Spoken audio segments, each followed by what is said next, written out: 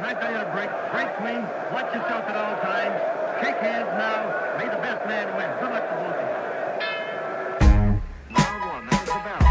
Speed called by many experts, the uncrowned heavyweight champion. All right, welcome everybody into That's Boxing Podcast, episode Cinco de Mayo. That's boxing. That was a nice coincidence. Eso es boxeo. We timed that from the beginning. Kick off today's episode with a couple news items. Boop, boop, boop, boop, boop, Wow, boop, boop. what's up on the news? Well, I saw Derek James is suing Spence. Did you see that? Yeah, big money lawsuit. Yeah, so he filed a lawsuit against Spence April 17th in the District Court of Dallas, alleging that he was owed 10%. I heard verbal contract Oh, from, no. from his Oh, fight, no. and he's asking for no less than $5 million. 10% equals $5 million? You're saying that That's what he's Spence made $50 million on that fight? Apparently. Wow. Well, and he already got paid some money. So it's like maybe the purse was even, yeah, Wow. I don't know. That's not good, man. That's not a good look for either of them. Does that sound right to you? 10%? Promise your trainer 10% of your purse in a fight that big? It's typically 15%. 15% is the industry standard for Really, for a trainer Yeah. to get from the purse of a fighter? Yeah. Okay, well then 10% seems fair because it's a huge money fight, so you Yeah. cut down the percent a little bit. Yeah. I can't believe you don't pay a trainer like a flat amount, right? Like, hey, I'll give you $1 million to train me for this one camp for this fight. Yeah, I think that's what happens sometimes. Something similar happened with Pacquiao and Freddie Roach near the end of their career, where Pacquiao tried to renegotiate, and so it was like, hey, 15% ain't working for me anymore, Right. you know, for these multi-million-dollar fights. Yeah, it seems Tens of crazy. millions of dollars a fight. And so I think they ended up settling on a flat fee, but there was some drama around that. Damn, you got a good gig. I'm changing careers. I'm become a boxing trainer. Other big news, Taylor Serrano added to the undercard of Tyson Paul. That should be the main event. They should have Tyson Okay. Paul as the... But that's tight. But that's cool. Well, they're definitely legitimizing the event. And it's going to be the biggest women's boxing event in history because it's on Netflix. It's what I'm attached to saying. this Tyson thing. I just think It's a good thing. it makes me like Jake Paul. How much he puts on for women's boxing makes me like Jake Paul. And I never thought anything in the world would get me to make that statement on a podcast openly. Yeah, it's a good thing. He's doing a good thing. Yeah, it's like his attraction is bullshit. We'll get to this. I think he's another self-aware. episode. Yeah, but he's doing a good thing with it, and I'm like, well, utilitarianism, does it cancel out? I don't know. And he is also, I think, promoting Serrano, so he might have some financial interest Oh in no, this he being for sure does. He successful. for sure does. But he doesn't have to do. It might not even be the most. I don't know the economics. Maybe it's all just prudent business. But I feel like I feel a genuineness in him, and we'll do a whole Jake Paul pro or con. Yeah, we'll have him on here eventually. Yeah, he's been hitting us up. Also, August 3rd, the Kingdom comes to L.A. with the first Saudi put-on fight in the States. Right, yeah, Riyadh season Yeah. in California. Exactly. And my question is this the best card of all time? That's the talk, and I mean, it's a stacked card. Yeah, Crawford Madrimov, Isaac Cruz versus Jose Valenzuela, Tim Tszyu versus Virgil Ortiz, Andy Ruiz versus Jarrell Miller, David Morrell versus Klausdick, and Andy Cruz versus Antonio Moran. Great matchups. Yeah. Huge stars. So I put in for our press passes. We'll be there. I got to get down for that one. What is the date on that event? August 3rd. August 3rd. Yeah. I can do it. I think the weekend's free. Mm-hmm. All right, we're there. We're there. We'll have coverage of that. Live from the fight. Well, in local news, we had some amateur boxing out here over the weekend. One of my boxers went out there in a debut and won, Juan Rodriguez. Let's go, Juan. Yeah, great work, great fight. That was a lot of fun. Somehow I cut the shit out of my finger in the corner. Good thing I'm a cut man. I was able to patch myself up. But here I'm thinking my fighter's bleeding, but it turns out it's me. You never I guess know. that's better. It's the theory of the unexpected. Yeah, maybe it was like what do they call it? Like sympathetic pregnancy, like sympathetic cut. You're just right there. Empathy. Yeah, that's how much I care about my fighters. Yeah, you know? literally bleed I for your bleed fighters. for this. Well, that was a good event. A lot of young fighters on there, and unfortunately, we found out this morning that one of the boxers is in critical condition, and we posted a GoFundMe link on our Instagram page if you want to go check that out and help out the kid. That's Esteban Palomar. Sad news to hear that there's a boxer down, so go out there and help him out a little bit. Really tragic. Please, go to our Instagram at That's Boxing and donate if you can. Yeah, they're just looking to cover his medical expenses.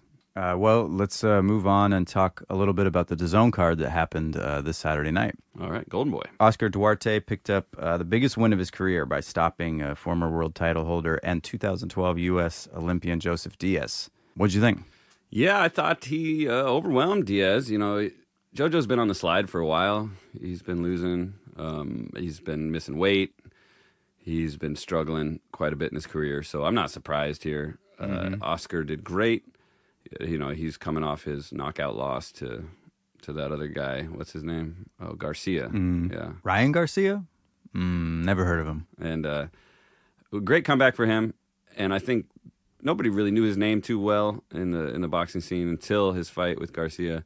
And for him to come back and win and now put himself into these headlines is great. And then Virgil Ortiz stopped Thomas Delorme in the first round with a body shot. Did you see it? Because I watched it live and the replay, and I still didn't really see the body shot. You know, I was coaching at the amateur fights that evening, so I missed it live. I did see the replay. I only watched it once, and it looked like a body punch to me, but I didn't study it too hard. It was so quick, so sharp, accurate. It looked like it tucked just right under the elbow. I mean, it looked innocuous. It looked like nothing. But you kind of saw it on his face the second it landed. He knew that's going to be something. Like Bernard Hopkins and Oscar De La Hoya, where people said he took a dive because the punch didn't look huge. Right. Exactly. It looked just like that. And the camera was on the other side a little bit. And so it looked like you literally couldn't even see a punch.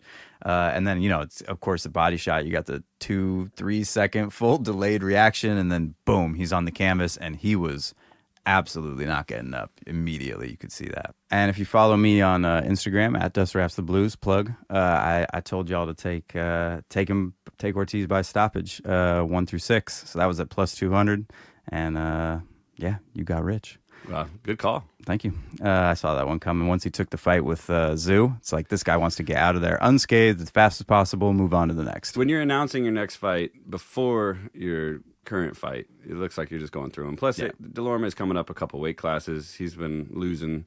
He's a veteran with some losses. You know, he lost to Boots in the first round too. You know, I saw him at the gym one time down there in Vegas, and he's one of those guys. He's clearly on another level, which makes you really respect how far up guys like Ortiz are and Boots. Because I mean, you see Delorme working out in the gym, you're like, holy shit, I don't want nothing to do with that guy. Right. But then the guys that are stopping him in the first round, it made it something special. Yeah. And that's, I'm really excited to get into our breakdown of him versus Zoo, because I think that's an incredible fight. But he didn't want no rounds, no matter how much Rabdos kept him out of the gym. Who wanted it less, him or Delorme? True. Yeah, that's true. Although, I don't think he could have got up. Main event of that card, Jose Ramirez versus Barthélemy. That was a really kind of interesting fight. I thought Barthélemy was this cagey veteran that just kept it really awkward. He kept a lot of the fight in the southpaw stance. He was switching around, but the southpaw too was there all night down the middle, and he looked like he was going to get him out of there on multiple occasions. You heard him, yeah, dropped him, and they called it a slip. But yeah, that was brutal too. Bad ref. But Ramirez, kept it together. It looked like the latter half of the fight, he learned how to move his head and kind of get off the line a little bit, and made it more difficult, and ultimately got the win. But I don't think it was the dominating performance they were looking for. No, it was the kind of card with setup fights.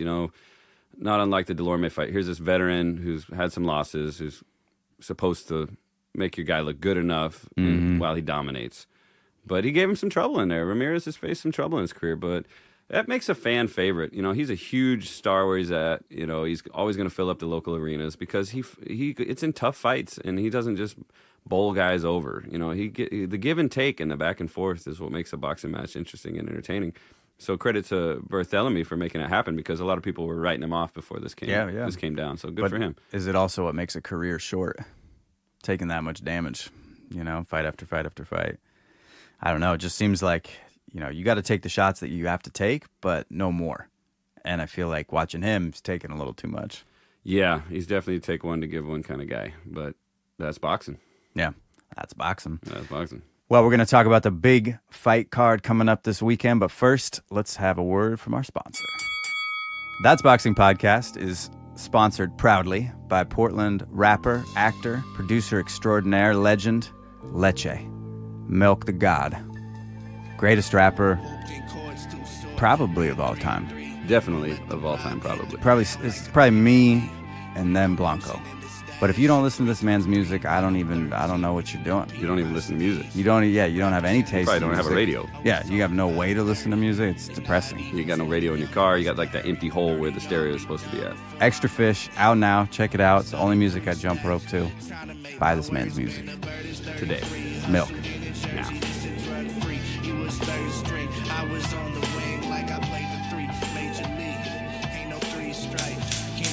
Well, let's talk about the fight coming up this weekend. Canelo Álvarez versus Jaime Mungia. Been looking forward to this one for a while. This is going to be good. It's Canelo week, man. It's always exciting. Yeah, every year, Cinco de Mayo. Basement's going to be packed.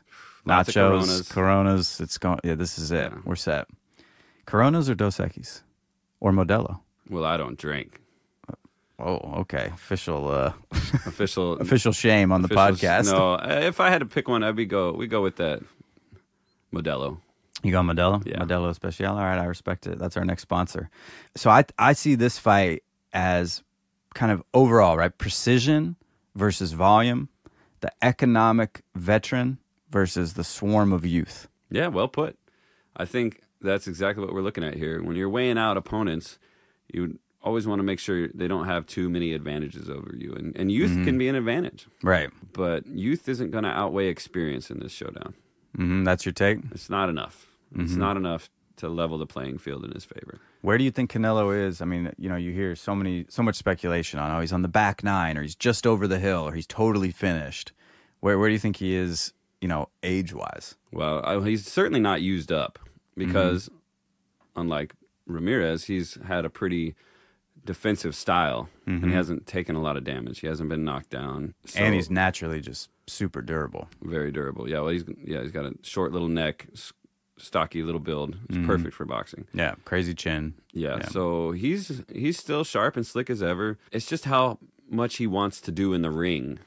How much is he going to give us? So you think it's the will fading more than physical attributes? Like, you think his speed is there, his power's there, all that fast twitch is all the same? Yeah, I just don't think the opponents he's had has forced him into a position to showcase what he's capable of doing. He's been able to be cruise control Canelo for the last few years. And he's been criticized for it because he's not going out there and forcing a fight.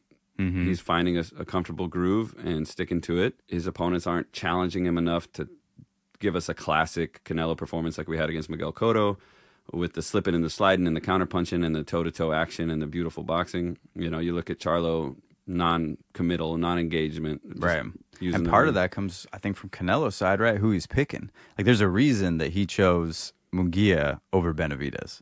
He wants to stay in cruise control. You think so? That's the reason to choose him, right? Maybe he wants to stay in cash control because he doesn't want to lose, his position. Well, that could be too, but either way, he set himself. You're describing kind of opponents that bring out mediocrity in him or allow him to coast a little bit, and he's continuing to choose those opponents, right? Yeah. Charlo was bizarre. This is a great fight, but it's not the fight that was the clear fight to pick. That's true. It's a fair assessment. I think that, Canelo hasn't had an entertaining competitive fight in years, maybe all the way back since Daniel Jacobs. That was a great fight, and Jacobs, put up a tough 12-rounder for him, but I don't think anybody since has really shown us a show. Obviously, I'm skipping over his loss to Dimitri Bivol. That hardly. Yeah, Caleb Plant, that was a good fight. Yeah, I mean, that just looked like an inevitable loss for Plant from the first round. But I think he had to go in there and get him out of there, right? A guy with tremendous boxing skill, defensive maneuverability. Canelo had to use his pressure style, hunt him down, evade punishment, and eventually, do what he was meant to do. So I give him props for that. And then, it's really just been snoozers. I mean, obviously the Bivol fight was an incredible boxing performance, but, Canelo just wasn't up to that at all. Golovkin, boring. Ryder, really interesting. So Ryder was a tough fight. Do you read anything into him not being able to stop Ryder, despite clearly, he was in his hometown. He was really trying to get him out of there. Couldn't do it. Mungia goes in there and does it with ease. Can we compare those, or did Canelo break him down for him? you can't do boxing math like that. It doesn't work like that. Yeah. Unfortunately, it's not that easy to compare because every man on every night isn't going to be exactly the same. We're not robots or machines. Mm-hmm. I think we all expected Canelo to dominate a little bit more in the Ryder fight. It was in Mexico City. It was this huge thing. And Ryder put up a tough fight and gave Canelo trouble, landed a lot of uppercuts and gave him a big red nose by the end of the fight. But he looked comfortable and confident looking for these big single punches. What we need to see him come back and be a combination puncher again. So can Mungia, who's known as a combination puncher, bring that out of him?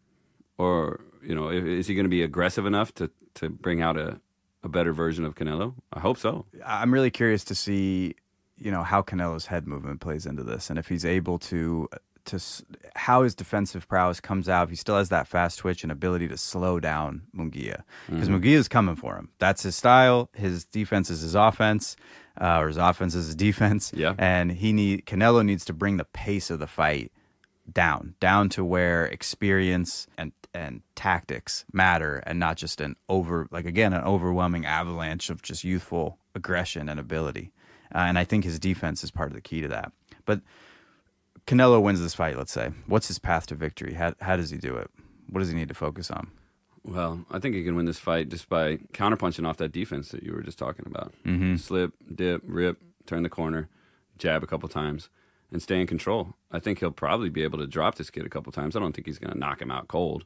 Mm-hmm. I think the kid's too tough for that, but I think he's going to be able to crack him a few good times. Yeah. Wobble him, maybe get punch him between the punches. And find it. That's what I want to see from him. That's his key to victory here. I don't see him putting up his high guard and walking him down like he did to some of his recent opponents, just walking down and whooshing out these big power hooks. I don't think he's going to be doing that. I think he's going to be slipping and sliding and counterpunching nicely.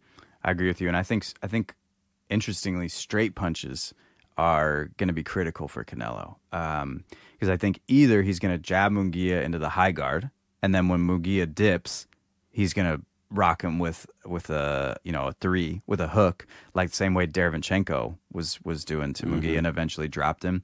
Yeah. Or he's going to get him open and actually finish the fight with a right hand, like he did Khan.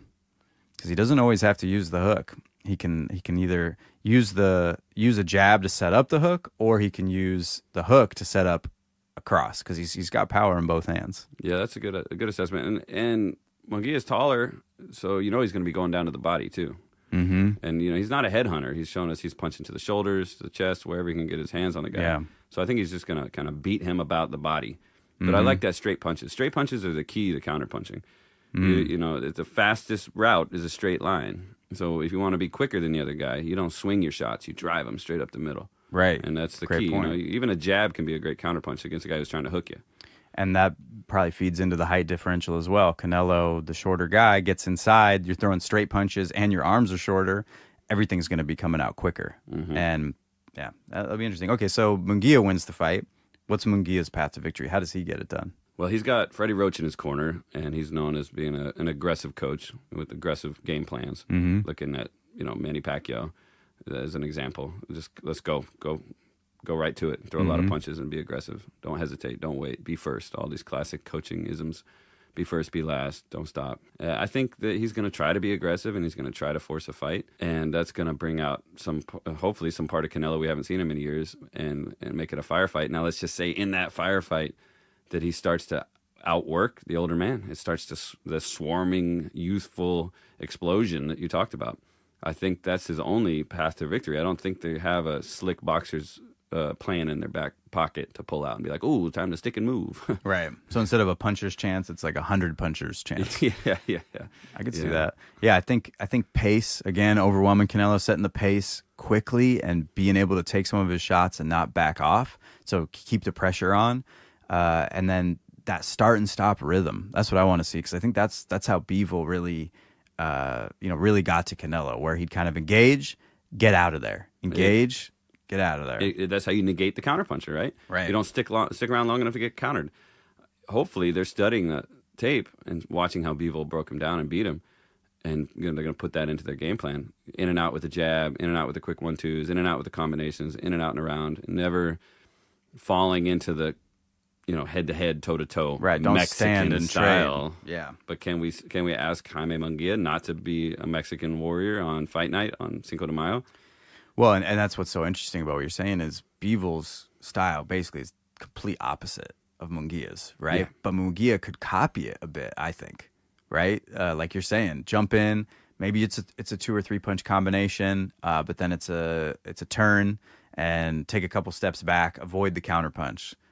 Build in a little bit more of that defense in terms of how consistently you're engaging. Yeah. But I agree with you. I think the moment's going to be huge, and it's going to be tempting to just stand there absolutely toe-to-toe in the phone booth and trade. Yeah, when things get rough and uncomfortable, boxers go to what they're familiar with. Mm-hmm. And Jaime Mungia is familiar with brawling and trading and throwing. Right. And he's familiar with getting up off the canvas and going on to win. Yeah. He's not afraid of those things. He's familiar with those things. So I think if they're trying to use a more technical style and things start getting rough for him and he's getting countered or the crowd's getting to him, he's just going to go back to doing what he does, and it's going to be an entertaining fight. Yeah, most definitely. All right, well, let me ask you this. I'm going to give you a couple categories, and you tell me, are you giving it to Canelo or Mungia? Okay? Okay. Power. Canelo. Canelo for sure. More power. Definitely more power. Speed. Hand speed? Yeah. Just like overall speed? Overall speed. I mean hand speed, but yeah, quickness. I'd have to give that to Canelo too, because not only is he quick with his hands, but he's quick with his moving his head, flexing his waist. Mueve la cintura. He's moving nicely in there. Yeah. And while Mungia throws punches in bunches, I don't know how much individual speed or snap or pop there is on maybe a single jab or a quick 1-2. Okay, how about ring IQ?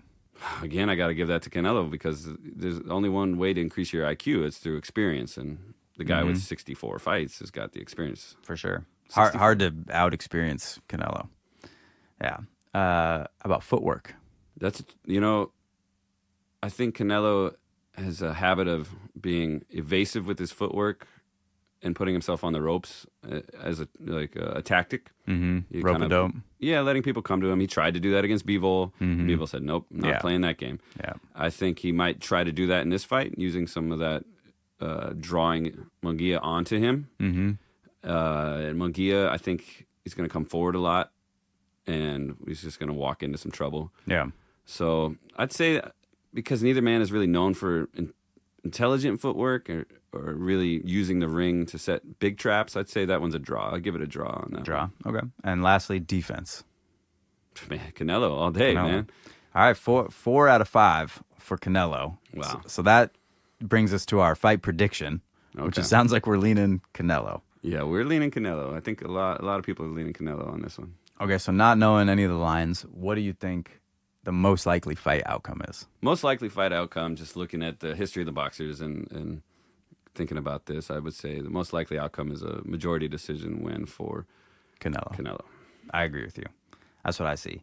Well, we asked y'all on Instagram what you thought was going to happen, and we got a couple predictions. What did our legion say? Well, we got some interesting ones out here. We got Stevie Lamborghini thinks that Canelo, either in a fairly one-sided decision or maybe a late stoppage. Okay. And after the fight, he's going to avoid eye contact with David Benavidez, and Nice. he's going to call out the other Charlo. I think that's a solid prediction. That's pretty got a solid. crystal ball. You think Benavidez is going to be in the crowd? He's got to be, right? gotta be He's there. going to be wasted. Poor guy. He's never going to live that one down. Okay, we got Hanzira. He Han. says, Canelo by decision. But what I want to see is Mungia knock out Canelo in the 9th round, and he falls out of the ring face first, and then Benavidez is out there waiting for him, and they get into a fight too. Or into a brawl. He says into a brawl. But Canelo still somehow wins in this scenario too. I like that. I like that alternate universe. Yeah. Multiple fights in one night. And then we got Aaron Thompson. He's a local professional boxer. He's got Canelo taking it the distance or KO by round 11. Doesn't think Mungia can stop Canelo. Mungia has volume, so if he does, it would be a TKO stopping Canelo by round 10 or 11. What's your pick, Aaron Thompson? That's a confusing Hey, statement. you got a hedge, you know? Yeah, he just wants to see a fight. I think he agrees with me. My prediction that I actually responded to one of these guys on here is that after the ring walk, Mungia pulls off a luchador mask, and it's actually Benavidez in disguise. Fire. Yeah, I love that. that's what I wanna see. And there's no clause in the contract that says you can't sub the fighter, and so it has to go on. I love it. Well, a lot of Canelo by decisions, and I do agree. I think that's the most likely outcome. That's a minus 120, and I think that's probably the line to take. You know, if you want to be a little more aggressive, anything on Mungia is puncher's chance type of odds. Mungia by KO plus 1,000. Plus 1,000? Mungia by decision plus 800. Mungia straight up, just the line on him is plus 425. So if anyone at all wants to give the puncher's chance a shot, there's some value there. But I think a tactical bet, Canelo by decision is most likely. I also kind of like Canelo to win in 7 through 12 because I think if he does get the stoppage, it's probably later in the fight, and that's plus 330. That's not bad for the stoppage. All right, well, so our official pick, I'm locking in Canelo by decision. How are you going? Canelo decision. Canelo decision? Well, now I got to change. We got to have two different picks. I'm going to go Canelo to win in 7 through 12. Canelo by decision. Yeah, Canelo by decision is the right choice, but, you know, we're mixing it up. Is there anything else on the card that interests you? We got Mario Barrios versus Maidana. That's Marcos Maidana's younger brother, and this is going to be an interesting fight in some kind of way. I don't think he's got a ton of big fight experience. It's interesting that he gets to be the co-main event on Cinco de Mayo, but he's not from Mexico, they're Argentinian. But Mario Barrios is entertaining, and he's a great fighter, so I'm looking forward to that one.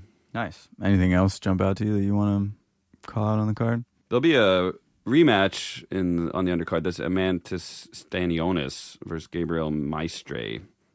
Maestre's only had 7 or 8 fights in the pros, but Stanionis, you know, he's famous for being the opponent that Virgil Ortiz Jr. never made it to the scale for because of the rhabdomyosis and all this. 2 times their fights were canceled. So finally, Stanionis gets back in the ring, and he's fighting a guy with like 7 pro fights. And you're looking at it like, what is this? Why is this even on a pay-per-view? But they go back to the amateurs where they fought. And so Maestre's looking for revenge here. And apparently he knocked out a contender 2 fights ago. So this should be actually a great fight. And Figueroa Magdaleno should be a good one as well. And we'll be looking forward to it. Now, it's not like the card of the century, but it's Canelo. Well, this Saturday, Cinco de Mayo, Canelo Álvarez, Jaime Mungia, nachos, and our official beer sponsor, Modelo. What more could you ask for other than maybe a special live episode of this podcast the night of the fight? Yeah, we're going to have a great immediate fight reaction podcast coming up on Cinco de Mayo weekend. Well, until next time, fight fans. I'm Coach. I'm Dust. And that's boxing. That's boxing.